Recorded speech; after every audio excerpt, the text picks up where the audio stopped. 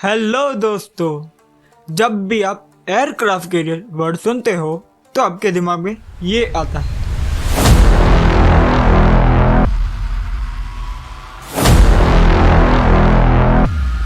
लेकिन क्या आपको असली under water aircraft carrier submarine के बारे में पता है, जिसको जापान ने वर्ल्ड वॉर 2 में बनाया था?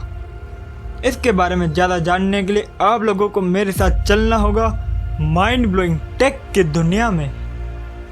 जब जापान ने अमेरिका के पर्ल हार्बर पर अटैक किया था, तब अमेरिका की खोपड़ी हट गई और उसने वर्ल्ड वॉर 2 में एंट्री कर दी। अब जापान का प्लान था कि क्यों न अमेरिका को झटका दिया जाए उसके सिटीज़ पे अटैक करके, तो उसके लिए एक स्पेशल हथियार चाहिए था।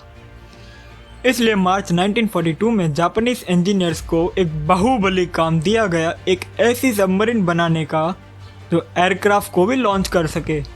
और ये सबमरीन का आइडिया इशोरो को यामामोटो नाम के आदमी के दिमाग में आया।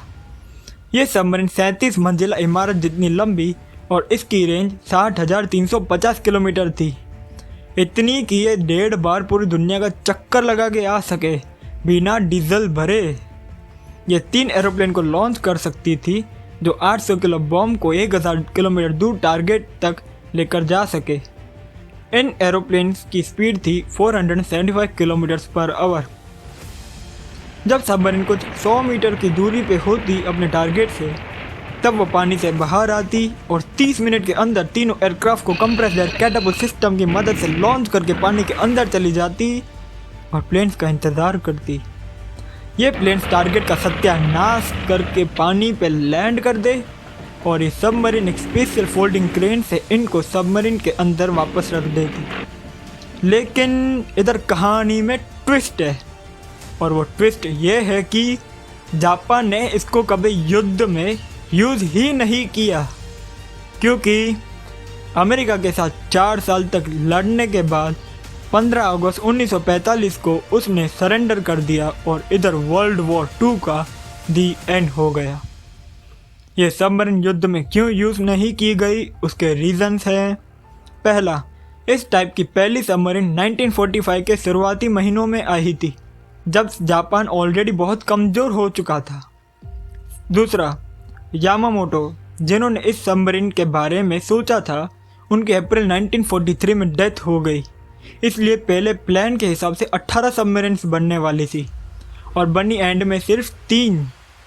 तीसरा, प्लेन्स को लॉन्च करने का काम बहुत स्लो और रिस्की था और इसमें ऑलमोस्ट 45 मिनट तक लग जाते थे, और तब तक ये सबमरीन बहुत खतरे में रहती। इन रीजंस की वजह से ये युद्ध में ये नहीं यूज़ की गई। और जब जापान के सरेंडर करने के 2 हफ्ते बाद अमेरिका को ये सबमरीन मिली, तो उनको भी समझ नहीं आ रहा था कि आखिर ये चीज़ है क्या। बाद में जब उनको सबमरीन की असली मकसद के बारे में पता चला, तो उनका भी दिमाग फट गया, क्योंकि ये एक माइंड ब्लोइंग टेक था और ये सबमरीन किसी गलत हाथों में नहीं चली जाए, इसलिए 1946 में यूएसए ने इसका सत्यानाश कर दिया और इसी के साथ एक माइंड ब्लोइंग टेक ने जल समाधि ले ली। अब आपके लिए एक इम्पॉर्टेंट सवाल है, अगर आपके सामने ये सबमरीन अचानक से प्रकट हो जाए तो आपका क्या रिएक्शन होगा? नीचे कमेंट सेक्शन में ज़रूर लिखेगा। और अगर वीडियो अच्छा लगा हो तो अपने दोस्तों के साथ शेयर करना, लाइक बटन पे क्लिक करना और सब्सक्राइब बटन को दबाना मत भूलिएगा, क्योंकि ये सब मुफ्त में होता है। तो मिलेंगे अगली बार एक और नए माइंड ब्लोइंग टेक के साथ।